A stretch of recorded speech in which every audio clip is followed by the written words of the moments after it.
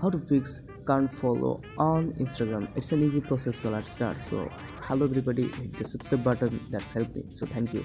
So when you go to anywhere, and if you want to just follow someone, so just when you come to the page, and when you click to any following options and the following is not working, that means you have any problem with your Instagram account. So just remove someone, and then just shake your device, and then you can see report a problem is showing there. So just click to the report a problem, and then just click to the don't include, and then just type I can't follow anyone, and then click to the send options. After that your problems will be solved. So that's the process I can fix can't follow on Instagram problem. So hope this helps you. If this helps you, then don't forget to subscribe our channel for more informative videos. If you have any problem, then don't forget to ask below.